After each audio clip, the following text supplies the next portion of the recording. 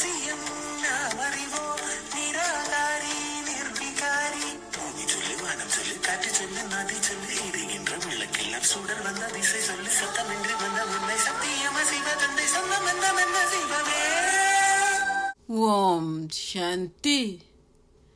19/11/2024 காலை முரளி. ஓம் சாந்தி. பாப் தாதா, மதுவனம். சாராம்சம். இனிய குழந்தைகளே, நீங்கள் தந்தை, ஆசிரியர், சத்குரு ஆகிய மூவரையும் ஒன்றாக நினைவு செய்வதால் உங்கள் நினைவு மிக அற்புதமானதாகும். கேள்வி: மாயை சில குழந்தைகளை அகந்தை கொள்ளச் செய்யும் பொழுது அவர்கள் எதனையிட்டு அக்கறை கொள்ளாமல் உள்ளனர்? பதில்: அகந்தை கொண்ட குழந்தைகள் சரீர உணர்விற்கு வருவதால் முரளியை பற்றி அலட்சியமான மனோபாவத்தை கொண்டுள்ளனர். ஓர் எலி மஞ்சள் துண்டொன்றை கண்டதும் தான் ஒரு பலசரக்கு கடை முதலாளி என்று எண்ணியதாக ஒரு கூற்று உள்ளது. முரளியை சற்றேனும் வாசிக்காது தங்களுக்கு சிவபாபாவுடன் நேரடி தொடர்பு இருப்பதாக கூறுகின்ற பலர் உள்ளனர். பாபா கூறுகின்றார், குழந்தைகளே, முரளியில் எப்பொழுதும் புதிய கருத்துக்கள் உள்ளன. எனவே ஒருபோதும் முரளியை தவறவிடாதீர்கள்.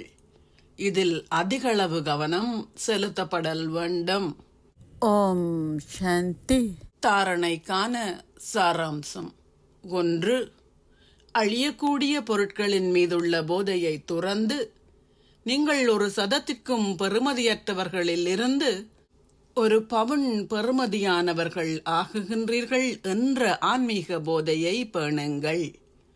கடவுளே உங்களுக்கு கற்பிக்கின்றார். உங்கள் கல்வி அசாதாரணமானது. 2. ஆஸ்திகர்களாகி தந்தையை வெளிப்படுத்தும் சேவையை செய்யுங்கள். அகந்தை கொண்டவராகி எந்த ஒரு முரளியையும் தவறவிடாதீர்கள். ஆசீர்வாதம்.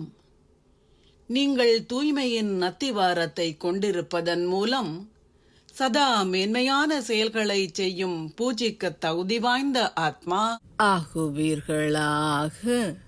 தூய்மை உங்களை பூஜிக்க தகுதி வாய்ந்தவராக்குகின்றது. சதா மேன்மையான செயல்களை செய்பவர்கள் பூஜிக்க தகுதி வாய்ந்தவர்கள் ஆகுகின்றார்கள். எவ்வாறாயினும் தூய்மை என்பது பிரம்மச்சரியம் மட்டும் அல்ல. உங்களின் மனதிலும் எவரை பற்றிய எதிர்மறையான எண்ணங்களும் இருக்கக்கூடாது. பொருத்தமற்ற வார்த்தைகளை பேசக்கூடாது. உங்களின் உறவு முறைகளிலும் தொடர்புகளிலும் எவ்விதமான வேறுபாடும் இருக்கக்கூடாது.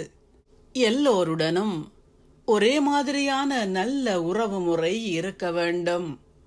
உங்களின் எண்ணங்களிலோ வார்த்தைகளிலோ அல்லது செயல்களிலோ தூய்மையின்மை எதுவும் இல்லாத போது நீங்கள் பூஜிக்க தகுதி வாய்ந்த ஆத்மா எனப்படுவீர்கள். நான் பரம பூஜிக்க தகுதி வாய்ந்ததோர் ஆத்மா. இந்த விழிப்புணர்வை கொண்டிருப்பதன் மூலம் உங்களால் உங்களின் தூய்மையின் அத்திவாரத்தை உறுதியாக்கிக் கொள்ள முடியும். வாரேமி. ஆஹா, நான் எப்பேற்பட்ட அற்புதமான ஆத்மா என்ற போதையை சதா கொண்டிருங்கள். நீங்கள் இயல்பாகவே உங்களின் மனதினாலும் உங்களின் சரீரத்தாலும் சந்தோஷ நடனம் ஆடுவீர்கள். ஓம் சாந்தி. நன்றிகள் பாபா. ஆத்மா பரமாத்மா சிவபாபா நிஜமா உந்தன் புஜமா சக்தி சேனை செய்யும் ஞானநாமம் ருத்ர சிவஞான யாகம் பிரபஞ்ச சக்தி மதநாதம் பிரம்மாண்டம் காக்கின்ற சிவமே அதர்ம சம்ஹார ஜோதி. காலை முரளி. ஓம் சாந்தி.